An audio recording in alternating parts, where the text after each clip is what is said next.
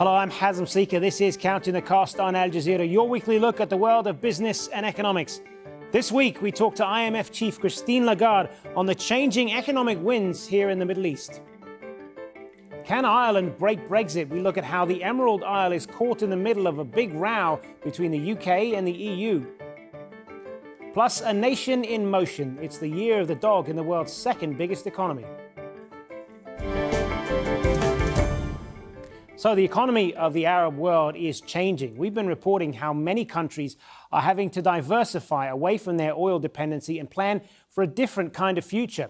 Young people and women are demanding a more inclusive role in that society. One of the advisors to governments in the region is the International Monetary Fund.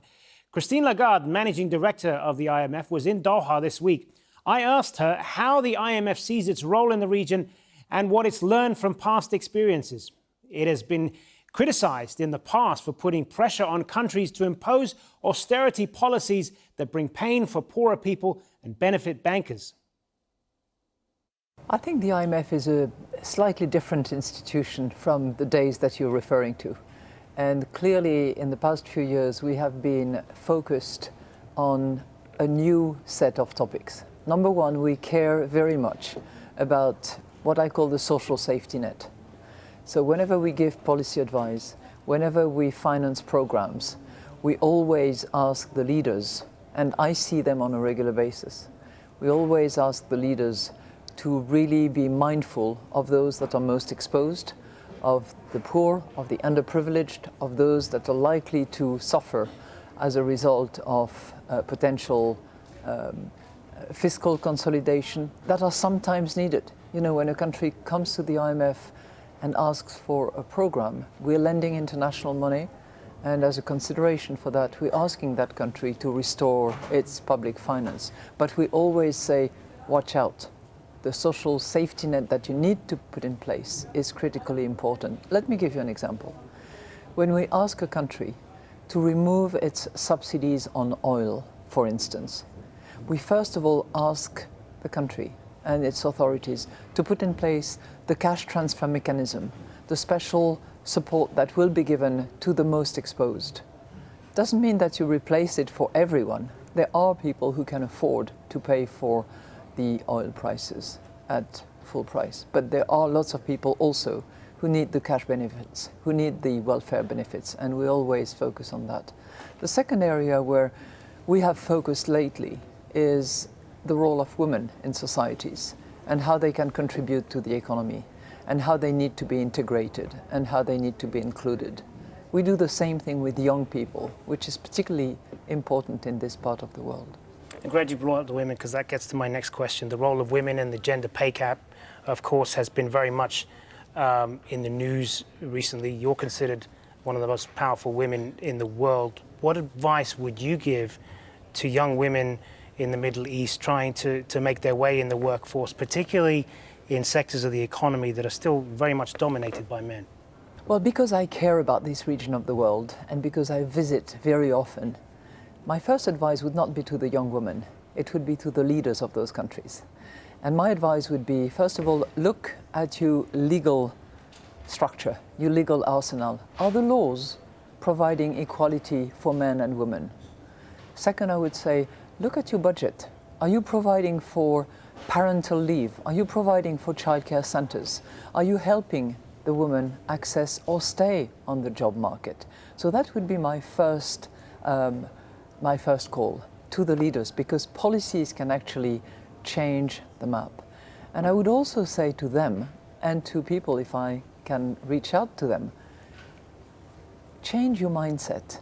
Consider how valuable women can be for your economy, how much additional growth they can provide, how much more sustainable that growth will be, how more resilient it will be, and how much inequality you're going to eliminate. Then I would turn to the women, my sisters, and I would encourage them to, number one, get as much education as they can. And I hope that this is accessible in the country where I talk to them, not always the case. I would second say, have enough self-esteem, take confidence in what other women in the area or beyond can achieve, and just be yourself and make sure that you have a voice. And if you can't find your voice, get the support of other men and women who will be supporting you along the way. As you know, there is an ongoing blockade against Qatar right now by a number of Arab countries that has been in place since June of last year. And I know in your capacity as managing director of the IMF, this is beyond your remit to get into the politics of this. But I want to ask you, how concerned are you about the economic impact that this is having, potentially having in the region the longer it goes on? Well, first of all, like in any other similar situations, we very much hope that these differences and the current situation can be remedied and that there can be reconciliation. Second, we have observed very carefully how the authorities have reacted in Qatar, and they've taken prompt, swift, efficient action to the point that as we are going through the review of the economy as we speak, we are seeing rather low impact from this boycott that we have seen in action. We talked a little bit earlier about the IMF policies, the austerity policies, and so on. Let me bring up one country that is going through that right now, which is, of course, Egypt. Mm-hmm. Egypt is now in the second year of this 3-year, $12 billion aid package from the IMF. How do you assess the progress there? Because there has been a lot of the economic pain that I was talking about, reducing the subsidies and inflation and so on. The country has finally decided to take a number of reforms that will take it to a positive, productive, job-rich situation in the future. It's not yet there, but it's clearly the objective at the end of the journey. And that journey implied some difficult and courageous economic decisions. One was to float the currency, which had been pegged to the dollar for a long period of time, which cost the country a lot of reserve. The decision was made to float, which inevitably leads to increased inflation. But inflation has gone down. When it peaked to about 30%, it is now down to about 17%. We expect it to be down to less than 12% at the end of the year. Growth has picked up significantly and is now cruising at about 5%, which is much more than was that prevailed before the program came into place. The subsidy program has also been revisited significantly, and cash transfers have been put in place for 8 million families, which means roughly 20 million people, which are now benefiting from this substitute to the subsidies. Now, clearly, the Egyptian people are taking the burden of that and are seeing their income slightly reduced, for some of them in particular. But our hope is that the Egyptian decisions, the Egyptian reforms that are put in place will actually lead to an improved situation. The reserves are coming back to the country. The direct investments, including from abroad, are increasing as well. So it's, the foundations are now being set up in order to operate a better and more prosperous economic model going forward. But how long will it be before enough people in Egypt will see the benefit of the things that you're talking about, those figures you bring up? Because when you talk to many Egyptians, they're not seeing it. No, because they're still going through that phase of transition and improvement of the foundations, so that then, once the investments are made, jobs are created, people have access to the market and can do better. But I'm convinced that it will be improved over the course of time.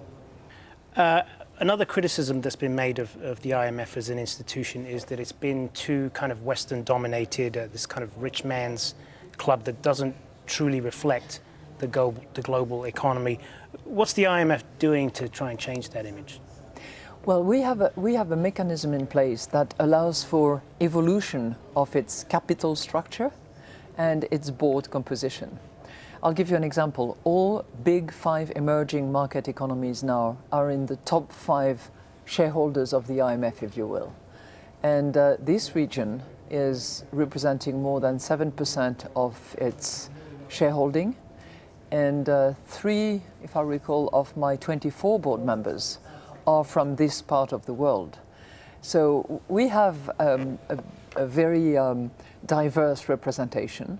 It is true that there is still a dominant representation of advanced economies. But this is changing. When you have the 5 emerging countries in the world in the top 10 shareholders of the institution, you can tell that there is a process in train that will continue, because that's part of my obligations in the institution, that it reflects gradually over time the actual state of the economy, and the economy has changed. Just going back to the Middle East finally, it's well known there is a need in the region for economies to diversify away from oil, and one of the ways to do that is with things like greater taxation and cuts to subsidies. Is that really part of the solution, do you think? I tell you what is part of the solution, because clearly the model is going to change. Price of oil is definitely going down, and the substitution products are coming to the market. The mindset has changed, and as a result of that, you cannot operate the country as this sort of welfare state where part of the social contract was we have wealth, we are redistributing part of it. So for us, it means a much more diversified economy to begin with. Number two, an economy where the private sector is welcome and where the business environment is friendly, so that people don't bump into bureaucratic processes, multiple licenses, and are prevented from investing for all sorts of reasons. So it's welcoming other investments and a slightly different model. It also means providing value for money and focusing on the young people. You know, when you have societies that still have, or that now have, over 10% unemployment, 25% of the young people unemployed, and a quality of service that people are not satisfied with, there's something that is not really working and that needs to be addressed. So it certainly requires creation of jobs by alternative channels, including the private sector, and it probably means scrutinizing the public service, which represents a massive share of the public spending, to make sure that there is quality of service, and that a wage bill is actually focused on those who provide the services. Madame Lagarde, thanks very much for being with us. Thank you. All right, still to come on Counting the Cost, Reconstructing Iraq. Prime Minister Haider al-Abadi says his country needs to rebuild after years of conflict. But how much will it all cost? We'll break down the numbers for you. But first, when the United Kingdom leaves the European Union, its closest neighbour, the Republic of Ireland, is going to take an economic hit. A new report out this week says Ireland's unique exposure to Brexit means it faces potentially a huge threat to jobs that could cost the country billions each year. The UK is the second largest destination for Irish goods after the US. The Dublin-London air route is Europe's most travelled. And apart from trade, there's another major Brexit-related issue. Ireland is the only country to share a land border with Britain. It's preparing for the worst and looking for new markets. I caught up with Kieran Cannon, Irish Minister of State at the Department of Foreign Affairs and Trade, while he was here in Doha. I began by asking him if there is a lack of understanding internationally about the impact of Brexit on the island of Ireland. I think perhaps there was a number of months ago, certainly in the immediate aftermath of the referendum, when the decision was taken for Britain to leave the EU. I think there was a lack of understanding, but as we now move forward into a critical phase of the negotiations, I think there is more than a good degree of understanding of the challenges that Ireland is going to face. Indeed, the challenges that Britain will face and the EU as a whole will face. So I do think that as people read more about it, become better informed, I think there is a significant understanding developing internationally of the challenges that we face. And at this point, despite months of negotiations, there still doesn't seem to be any real clarity on what exactly the UK wants from Brexit, what kind of Brexit is going to be. How is Ireland then preparing for Brexit? Well, Ireland was in preparation for Brexit a number of, I would say, at least 2 years before the referendum actually occurred. We were preparing in the hope that the decision to leave the EU wouldn't be taken, but on the very morning that it was taken, a significant number of key strategic actions were kicked into place immediately. While there may be no perfect clarity from the UK government as to how they want to move forward in the approach. We have been nothing but clear as a country from the very, very beginning. We deeply regret the decision taken by Britain to leave the EU. I think ultimately it'll prove to be a retrograde step for them. But we, on the basis that the decision has now been taken, we have to act and work in Ireland's interests. And when I say Ireland's interests, I mean the whole island of Ireland, including Northern Ireland, because it is critically important that the hard-won peace that exists now in our country, that took years of diplomacy and effort on all our parts, can be at times a fragile one, so that needs to be protected in the context of Brexit, and all the provisions of the Good Friday Agreement which brought about that peace need to be honoured. Also the fact that we have now a seamless transition of people and goods back and over across that border between Ireland and Northern Ireland, that needs to be protected. But all of those things have been given strong, concrete commitment by the EU, by our partner countries in the EU, and indeed by Britain, that those things will be protected in phase 2 of the negotiations. This is part of the problem, isn't it? While you say that there is clarity on the part of Ireland, it's not clear what the UK government wants to see out of that. I mean, the state of the border between Ireland and Northern Ireland does seem to be directly challenged by Brexit. This open border that you're talking about that was negotiated 20 years ago in the Good Friday Agreement, this is at the heart of the whole thing, isn't it? Just explain to us, for our viewers who might not be familiar with this, why this matters so much to people, not just in the Republic of Ireland, but in Northern Ireland. Well, we are a tiny island on the edge of Europe, and post-Brexit, we will have the only land border between the EU and the UK will be on the island of Ireland. And that is a significant part of the consideration on how exactly Britain structures, and indeed the EU structures, Britain's exit from the EU. It's critically important for us as an island, a small island nation, where agriculture, for example, is a huge part of our economy. We have farmers producing milk in Northern Ireland in the morning that is processed in the afternoon in the Republic of Ireland. We have that free movement of people and goods back and over across our border, which has led to significant economic growth in both those jurisdictions, which has led to peace in both of those jurisdictions. And that is what we're trying to protect here. So I think people need to be aware internationally of how important it is to Ireland that that border remains open, free and seamless. But Ireland also wants to ensure that there are as few barriers to trade between itself and the UK as possible. So if there is no deal worked out, if there is what some in the UK are calling a hard Brexit, no deal, what impact is that going to have on Ireland and its key industries and jobs that you were talking about earlier? We have been working very hard over the last number of years, long before Brexit, to diversify our export opportunities internationally. For example, our trade in China has doubled over the last number of years, from 7 billion per annum to 14 billion per annum. 17% of our trade, national trade, is with Britain. It's a huge part of our economy, particularly around the whole food and agricultural sector. So we want to protect that as best we can. But ultimately, if Britain takes the decision to fully leave the customs union and all of the trading arrangements that allow goods and services to flow freely between Britain and Ireland, that is going to pose a challenge, not alone for Britain, but indeed for the whole of the EU. But is Brexit all bad for Ireland necessarily? I mean, how do you see the country adapting to it? Thankfully, it's not. And we see significant opportunities arising for Ireland as a result of Brexit. Post-Brexit, we will be the only English-speaking common law country in the whole of the EU.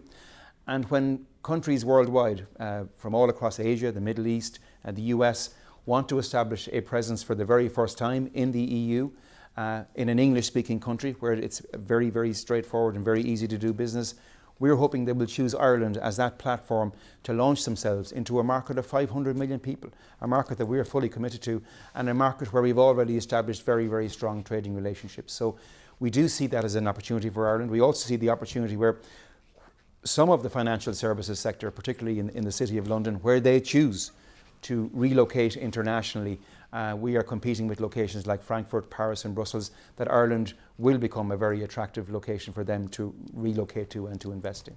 So it's not all bad. In fact, that opportunity to pitch ourselves as that launch pad for the English-speaking world into the EU will be a very positive development in the future. Kieran Cannon, good to talk to you. Thanks very much. Thank you very much indeed. Now, an international summit for Iraq's reconstruction was held this week. $30 billion was pledged to rebuild the country after the defeat of ISIL. But the Iraqi government has estimated that reconstruction will cost a lot more than that. Hoda Abdelhamid breaks down the numbers for us. For 15 years, conflict has laid waste to Iraq. Roads, schools, hospitals, industry, even entire cities are now in ruin. Millions of people live in poverty. The government of Iraq worked with the World Bank to assess all this damage and count the cost of rebuilding the country. They concentrated on the areas that were most affected in recent years of conflict. They came up with a staggering figure, $104 billion in total losses since the US-led invasion in 2003. Damage from the war against ISIL alone is estimated at $45 billion. Now the breakdown. $17.4 billion is needed to rebuild homes. This is a priority as about 3 million Iraqis are living in tents. About $10 billion are required to repair schools and healthcare facilities. At least half of Iraq's hospitals and health clinics are gone. And then there's the water and sanitation system. About 90% of it is damaged beyond use. That's another $2.4 billion. Repairing the damage ISIL caused to the country's cultural and religious sites will cost $1.7 billion. Another $9 billion is needed to restore power for all Iraqis. At the moment, there are entire cities which don't have electricity at all, and in others, just a few hours a day. The basic sectors of the country's economy need more than $20 billion just to function properly. Nearly half of that is earmarked for the oil and gas industry. That's a priority for Iraq, to be able to pump more barrels per day and kickstart the economy. But before reconstruction can begin, the government of Iraq needs to provide security and stability, as well as an all-inclusive government for all Iraqis, regardless of sect or ethnicity. For Iraq, that is priceless. Millions of Chinese people around the world are celebrating the Lunar New Year, and millions in China are traveling home for the holiday. Adrian Brown reports now from Beijing. Well, I'm on the concourse of Beijing railway station, one of the busiest train stations in China, and of course especially busy at this time of year, and evidence around me of a nation now in motion.